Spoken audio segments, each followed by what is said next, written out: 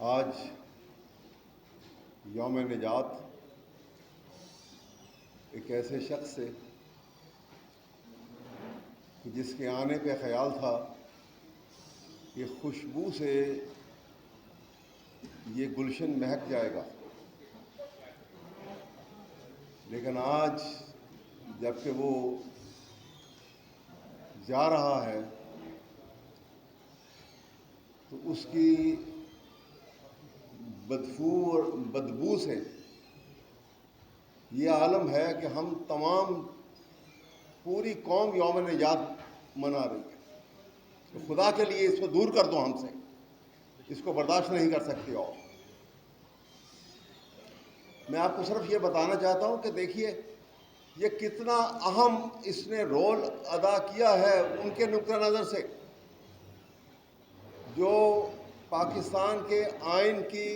خلاف ورزی کرتے ہوئے، جب یہ الیکشن سمبل کا میٹر تھا، رات کے ایک دن باقی تھا آگے الیکشن ہونے والے تھے، رات کے 10:30 بجے اس نے فیصلہ سنایا تاکہ آپ کے پاس وقت نہ ہو کہ اس کو آگے چیلنج کر سکیں۔ پوری کوشش کی کہ یہ ایز پارٹی ختم ہو جائے، ایز لیڈر اس کی کوئی پہچان نہ رہے پاکستان میں، لیکن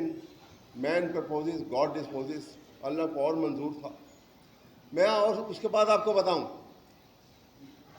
کسی صورت یہ کانسٹیٹیوشن امینڈمنٹ جو آئی ہیں یہ کامیاب نہیں ہو سکتی تھی،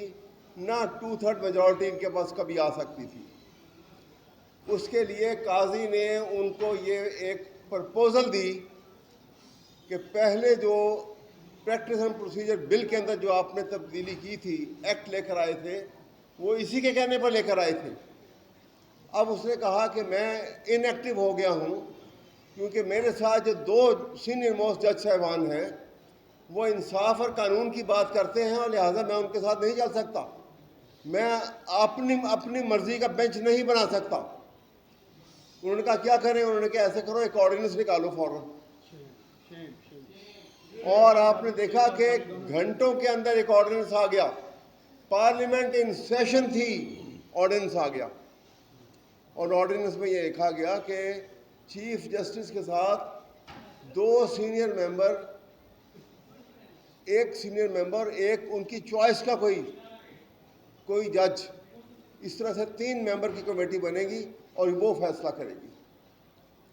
اور جو ہی یہ آرڈیننس آیا، 1 گھنٹے کے اندر قاضی فائز عیسیٰ نے ایک کمیٹی بنا دی جس میں قاضی فائز عیسیٰ تھے، جس میں وہ تھے منصور علی شاہ تھے، اور امین الدین خان صاحب تھے۔ اب اندازہ لگائیے امین الدین خان صاحب نے، جسٹس منصور علی شاہ صاحب نے اصول کی بنیاد کے اوپر اتفاق نہیں کیا۔ انہوں نے کہا کہ میں اس کمیٹی میں نہیں بیٹھوں گا کیونکہ آپ نے کوئی ریزن نہیں دیا، ایک سینئر جج کے متعلق ان کو نکال رہے ہیں یہاں سے، جیسے منیب اختر صاحب۔ اور پھر آپ نے دیکھا کہ 2 ججز نے بالکل غیر آئینی اور غیر قانونی وہ کمیٹی 2 ممبرز کے اوپر مشتمل نہیں ہو سکتی تھی۔ اسی وقت جو ان کا پلان تھا، ایک لارجر بینچ 5 رکنی بینچ کا اعلان کر دیا گیا کہ آرٹیکل 63A کی ریویو پٹیشن چھوڑیں گے وہ، اور اس ریویو پٹیشن کے ساتھ پلان تھا کہ فلڈ گیٹ جو ہے، کرپشن کا فلڈ گیٹ کھول دیا جائے گا اس ریویو پٹیشن کو منظور کر کے، اور وہی ہوا۔ آپ نے دیکھا وہ کھولا گیا، اور اس کے بعد آپ نے دیکھا کہ کس طرح سے ایم این ایز کو، کس طرح سے ممبر پارلیمنٹس کو، اور کس طرح سے سینیٹرز کو اٹھا کے ہراساں کیا گیا، اور ان کو کہاں کا کن حالات میں رکھا گیا، اور کسٹڈی میں ان کو پوری کنٹرول میں ان کو لے کر آئے، اور جس کا آپ نے مینگل صاحب کا بھی احتجاج دیکھا، اور ان کے 2 ممبران جو تھے سینیٹرز، ان کو کیسے لے کر آئے۔ تو یہ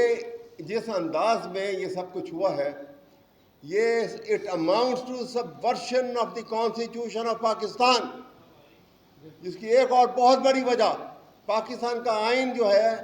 وہ انڈیپینڈنس آف جوڈیشری، اس کا بنیادی ڈھانچہ ہے، یہ اس سے منحرف نہیں ہو سکتے آپ۔ اور یہ تمام کام کو سر انجام دینے کے لیے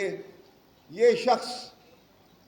جس کو کہتے ہیں کہ جب جج انصاف کی کرسی پہ بیٹھتا ہے تو وہ گاڈلی ڈیوٹی پرفارم کرتا ہے، لیکن جب شیطان انصاف کی کرسی پہ بیٹھ جائے تو وہ تو گاڈلی ڈیوٹی پرفارم نہیں کر سکتا، یہ وہ شیطان تھا۔ میں آپ کے سامنے صرف اتنا عرض کروں گا کہ آج ہم کمزور ہیں، لیکن پینڈولم کی سوئنگ بدلتے دیر نہیں لگتی، تبدیلی آنے والی ہے، اور یہ تبدیلی جو ہے یہ تمام قاضی فائز عیسیٰ سمیت تمام ان لوگوں کو جنہوں نے پاکستان کے آئین کو سب ورڈ کرنے کا ارتکاب کیا ہے، اٹیمپٹ کی ہے اور ارتکاب کیا،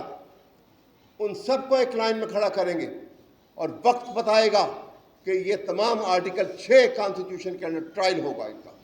اور دنیا دیکھے گی، تب پاکستان ایک پرسکون پاکستان ہوگا۔